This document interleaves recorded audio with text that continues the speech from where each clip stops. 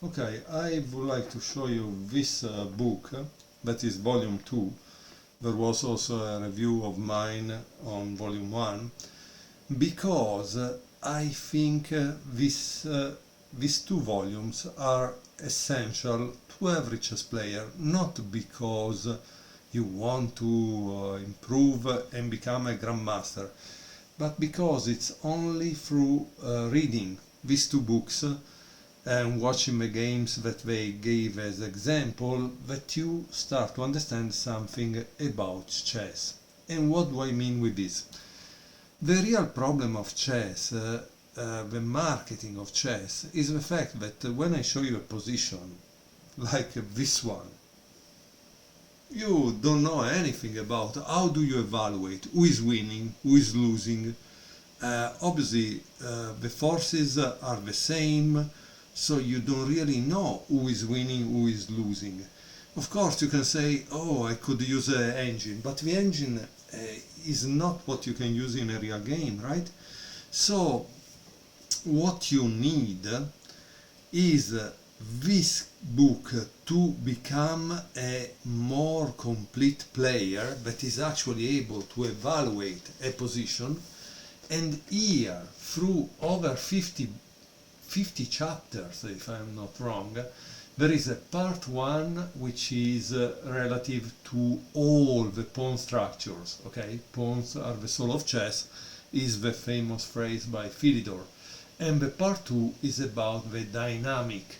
But thanks to this book, you will have practically a library of patterns, ideas, and main formation as a player that will allow you, when you watch a game, to understand something. No? So, because at the end of the day, that's what you want to do. When you watch a game, you want to understand something. Otherwise, how do you understand it? No? So, for example, this example is about back foot pawn. But honestly, I didn't need the author to tell me that, because thanks to the fact that I have studied chess for a long time, I immediately spotted this. No? I immediately spotted that this is an outpost.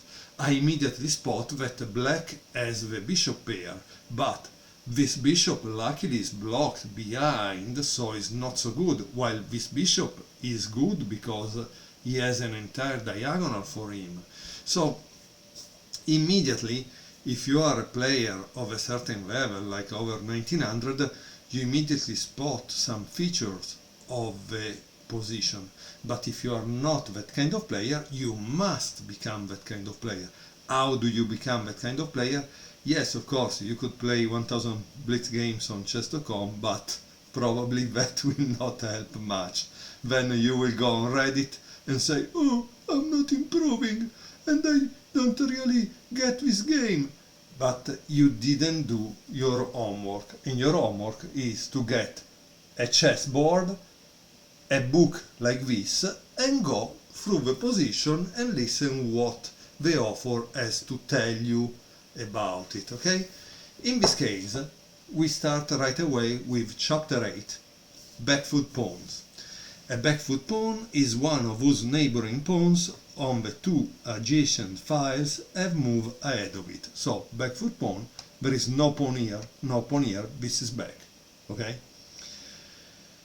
And which itself cannot move forward because it's kind of controlled by this, by this, by this, by this. So that pawn is kind of stuck in this effect, because the opponent's pieces are blocking it or the square is under attack. A back foot pawn is a serious static weakness, and so it is a rarity in games involving strong players. But, of course, there are exceptions, although they are usually associated with the obtaining of some other compensating advantage, such as the bishop pair or active pieces. Having been landed with such a weakness in one's own camps, one must try to exchange it or advance it to correct the pawn structure you want to get rid of this. And when playing against such a pawn, conversely, one need not especially strive to win it, but just to blockade it. So you want to blockade, because once you are able to have total control of this and not move this, then you can start to attack on it, or maybe make it a kind of permanent weakness that black needs to defend it, and you can work on some other part of a chessboard. Okay, let's see what he finished. And when playing just to blockade it, not to, having to defend such a pawn can be highly unpleasant for the defender. Yes, of course, highly unpleasant, which means that you are wasting your resources on it, right? In any case, this is chapter 8. This is example 43. There are more than 300 examples in this, 350 example in these books, some complete games, some fragments. This is a fragment. It comes from Vasily Smyslov, white, against Arnold Denker. Denker was a US champion in the 1940s. It was played in Moscow in 1946. And here there is the position and the offer rights. The d6 pawn is black's main problem. But to press on it conveniently, white needs to secure some space on the light squares. These are the light squares, right? And this task is achieved by bishop d5. Okay? With the exchange of the light square bishops, black loses his last hopes of counterplay. Why exchange? Because unfortunately this is behind, so this cannot really escape. Black loses his last hopes of counterplay. White can put his rooks on d3 and d1, okay? And black can no longer assault them with a bishop from f5 or g4, okay? In another situation, black could try to activate his position a little with b6, b5, but in this position such break is impossible. So how did it continue here?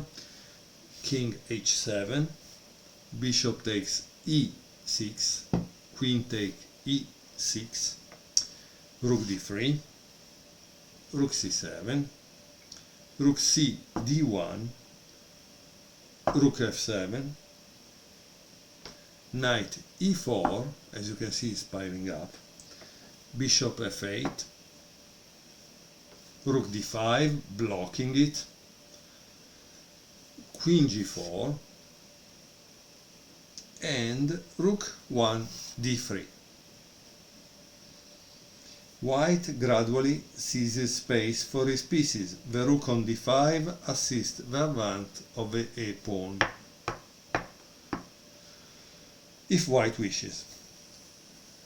Bishop e7, and now there is a nice move by white. Now remember, this book, in my opinion, you just read it fast, like this. No? You just read it and you get all this library of ideas, patterns. So when you watch a game in online or something, you have some ideas. However, or when you play your own games, no? However, in some other cases, I would tell you, pause the video and try to guess what white is gonna play, right? By the way, before you can do that, but I would like to tell you also one thing. The authors have written in the beginning that you should do the following things to improve. No, they say studying game collections is #1 in importance. Studying good textbooks and they give you some ideas. Watching live games from current super tournaments helps. Solving all different type of puzzles and careful analysis of your own games. This is what helps with chess improvement, right? So they give you some tips, then it's up to you. In any case, now let's go on. Knight takes d6. This was the super move played by white, and it says here this wins at once. So white is able to dispense with further maneuvering and strengthening of his position, but now imagine that the d6 pawn was defended. In this case, white can strengthen his position with move like rook g1, king g1, g2, a4, and later, depending on the circumstances, playing a4, a5. Okay, so in case it was very well defended, obviously the play would have been on the sides, on the wings, like they say, and also h4 was an idea. Okay, let's see how the game ends, because they put it in the book, so you have this chance to see, to satisfy your curiosity. Bishop takes d6, rook takes d6, rook d f8, attacking here, queen takes e5, rook takes f2, and you see, it's not that you must go very slow, you just enjoy the game. Rook d7, check, rook 8, f7, rook takes f, rook takes f, boom. Rook d8 is threatening checkmate, rook g7 blocking the diagonal, queen e8, g5, queen h8, king g6, and now there is rook d6, king f7, queen takes h6, queen f5, rook d1, queen c5, king g2, queen e7, rook f1, king g8, queen f6. Obviously at this point white has a huge material advantage. This is an endgame. Smyslov was clearly very good with the endgames. He wants to exchange the queens because at that point the game is over, right? Queen e8, queen f5, g4, rook f2,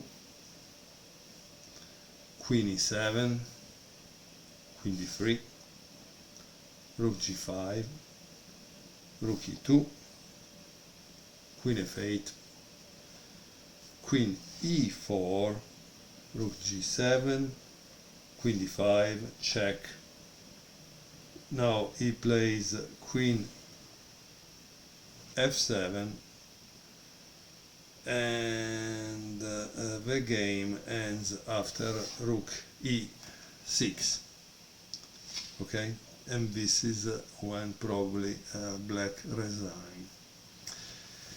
So in some cases I also advise you to play some of the positions up to the end, so you can learn why it didn't work, or it worked in certain ways. I think it's very interesting, and you can learn a lot about the endgame too. So please give this book a chance. I would like to show you another couple of examples from this book, because there is a beautiful game by Kasparov where Kasparov loses, so that's kind of interesting.